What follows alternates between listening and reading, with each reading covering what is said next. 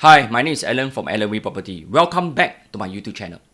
In today's video, I'm going to talk about the government land sale program and what is in store ahead of us.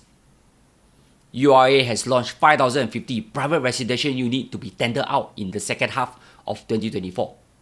These include 10 sites under the confirmed list. They range from Tampines EC to Faber Walk, which is in Clementi Town, to Prime River Valley in District 9, to Media Circle, which is in the Biopolis area, to the potential hotly contested site in Lorong Chuan, to a new greenfield site in the Old Holland Road area, and lastly, we end it off with a mixed development in Chencheru Estate, which is part of HDB upcoming new housing estate in Yishun Town. I will share my opinions on the GLA sites, what can we improve in our land sale program, and also from an urban planning approach. With that, let's head over to the discussion. First stop, EC in Tampines Street 95. This location is near Bedok Reservoir Road and Tampines Safra Club House. It's near to the Tampines West MRT station. The site measures 2.25 hectares or about 22,500 square meters. Nowadays, a typical land site is around this size. This site can build up to 560 EC units. This site is going to be hotly contested as any EC site is always evergreen with the huge HDB upgrader markets in the east. On this note, I want to complain about the number of ECs. I realized that HDB only launched 2 EC sites every year since 2015. I mean, the take-up rate for EC sites such as Copen Grand in Tengah, Ternate in Tampines, to Altura and Lumina Grand in Bukit Batok have already shown that HDB upgraders are hungry for ECs. However, from 2015 onwards, HDB has drastically reduced EC sites to 2 every year. Before that, in 2014, HDB launched 7 EC sites from Woodland, Sengkang, Sembawang, Choa Chu Kang to Jurong. And in 2013, we have 10 ECs all across Singapore. Seriously, I don't know why there is a sudden cut in EC sites. Can anyone explain it to me? Or is it because Singaporeans are too rich liao? Don't need to buy EC already, all can afford private condos.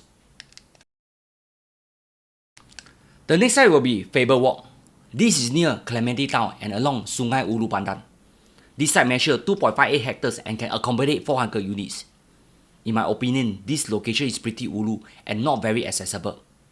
Let me kepo and see if nearby waterfront and Faber can make money or not. This is the past 2 years profitable transaction. Okay lah, all make money. This is good news. The bigger units generally fare better with healthier return. The smaller units are still okay. In terms of per square feet, they still look pretty attractive at the 1,500 per square feet range. Third site, Lentor Garden. Here, I want to complain. Why did the authority so kanchong launch so many sites in the Lentor area all at one go? Are they aware the massive supply in this area could lead to serious issues down the road, from road congestions to schooling issue to amenity issues? Maybe they want to be a critical mass. But for what? At the expense of the forested area and the poor animals that used to live in this area. If I look closer at the GRC map, this Lentor site is within the Ang Mo Kio GRC, held under anchor minister under our former Prime Minister. How to lose like that? Plus, this site is far from Aljunied GRC, so no worry. Residents staying in Ang Mo Kio GRC are generally very happy folks. Next on the list is River Valley Green Parcel B. This is a prime site in District 9 that measures 1.17 hectares and it has a higher plot ratio of 3.5. It can accommodate 580 units and is right next to the Great World MRT station. This is an attractive site and units that face southwards are fronting the Singapore River. I expect CDL or Hong Leong to contest on this site again after coming in second place in another earlier state tender. Wing Tai submitted a top bid of 1325 PSF PPR for a residential GLS site at River Valley Green Parcel A, bidding marginally against the second bidder, Hong Realty, which is a subsidiary of Hong Leong Group, by 4%. Pretty close bid. I hope Wing Tai can build beautiful houses in this area, and I'm sure they can. Let's take a look at the numbers. Based on Wing Tai's highest bid, the break-even cost is 2258 PSF. If they got hard, mark up a little will do in the softening market. Let buyer make some money in the resale market. But what I have observed is that, based on recent land bids in this area, another nearby site, Zion Road, was awarded to CDL and partners at 1202 PSF. the break-even cost is only about 2,091 per square feet. If I compare that against GLS site, they are sold in 2023. That is about to be launched in 2025. It seems my eyes are playing trick on me. I don't know whether can you see it or not. But deep in my heart, it seems that CCR 99 years project has reached a point that you can seriously explore. Except OUE Twin Peak, which offer a deferred payment scheme, back then is losing money. But it seems another CCR project that has recently obtained its TOP is making money. One such example is Wing Tai, the M in Bugis. It's doing quite well based on the profitable transaction and their profits. Decent return in my view. Need no introduction, this site is sitting outside Bayshore MRT station along the newly opened Thomson East Coast Line. This site measures 1.05 hectares and can build up to 515 units. If you have noticed, the land area is unusually small and it comes with a higher plot ratio of 4.2. No choice. Sea-facing land is very scarce. That is why the authority has to squeeze more units in the limited land area.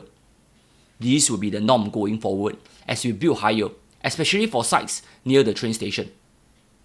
I was there most recently when I rode the free train ride before the officially opening. This is the video I took on the vast piece of land in this area. The MRT station is right beneath it. This is also the site that HDB is building for the car-lit HDB estate with a private condo nearer to the site of the existing, the Bayshore and Coastal Del Sol condo. As I look closer at the master plan, there are many more empty sites in this area with plot ratio assigned. This means it will be a matter of time before more GLS sites will be put up for sale in the coming years. Will this kickstart the next wave of housing prices increase as part of the broader East Coast plan? Near Popular School, East Coast Park, Jewel, Makan Places, and right beside an MRT station. Plus sea view. I think very hard not to go wrong. These are known as Media Circle, Parcel A and B. They are located in the Biopolis cluster. It's near the Portsdown Road area. I wouldn't cover too much of them as this area is pretty ulu as of now. The nearest MRT station is located in One North and is about 20 minutes walk away.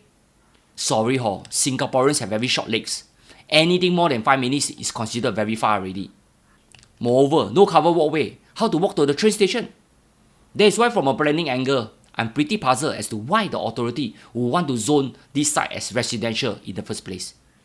Please keep the commercial and residential cluster away from one another, especially with no MRT station nearby.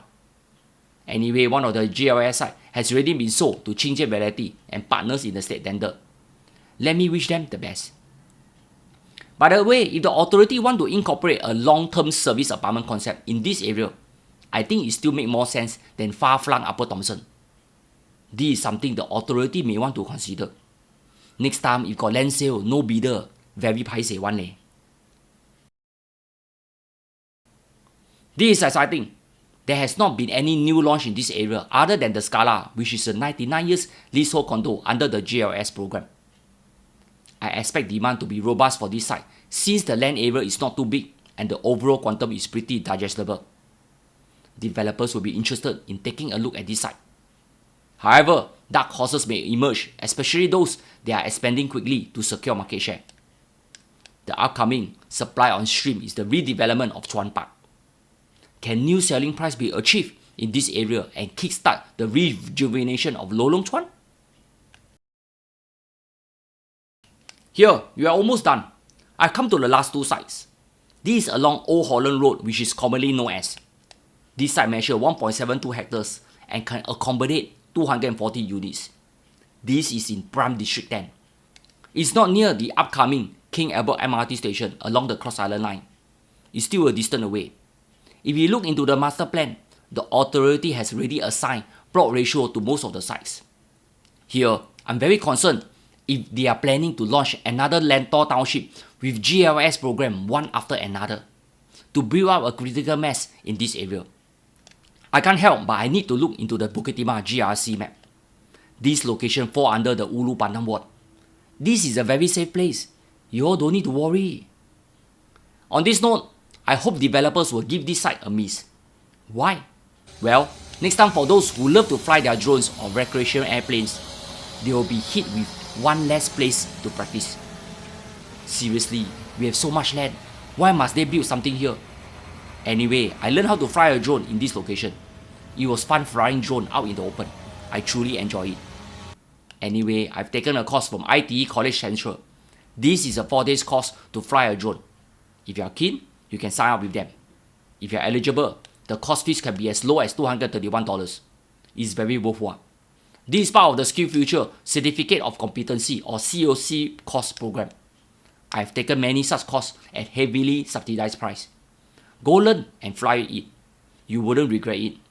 I've left the links in the description below. Lastly, we have come to Chanchura Close. This is a huge site that measures 2.94 hectares with a 3.2 plot ratio. This is a mixed development site with both commercial and residential. This will be the future town centre within walking distance to Kapti MRT station. HDB has already announced a master plan for Chanchura, a vibrant village connecting communities and heritage. There will be more than 10,000 new homes in this area with at least 80% set aside for public housing. The first build-to-order BTO project in Chanchura with about 1,270 units comprise a mix of 2-room flexi to 5-room flats has been launched most recently. And HDB will progressively launch the rest of the project in the coming years. On this note, somehow I can't stop feeling sad when I realize the florist I used to patronize during Chinese New Year has been demolished and cleared for housing. I mean, for those who has been to this place, you will realize that this is a mini retreat from the bustling of our everyday life. It's back to nature, and one will feel relaxed coming to such places. Unfortunately, pockets of land have been embarked for housing and more housing. I acknowledge the need for housing and other development for the good of the people. But do we have a better way to do things? If you want to serve the entire Tanglin Halt area and redevelop it into new precinct while preserving some heritage building, I can still accept. But if you keep clearing away forested area like Dover Forest, Lentor Forest, and now this Ban Su Pa area, what's next? I seriously think our planners should review our land use policy from another angle. We have many old HDB towns in Singapore that were built in the 1970s to 1980s. Some of them are already left with 50 years on their lease. It's time we look into verse and how it can be adapted to recycle them for our huge appetite for land without sacrificing our natural habitats. Let's keep our pockets of green as it is. Preserve it as long as it is required for the future needs of all Singaporeans. That's all. I hope I have talked some sense here. See you around.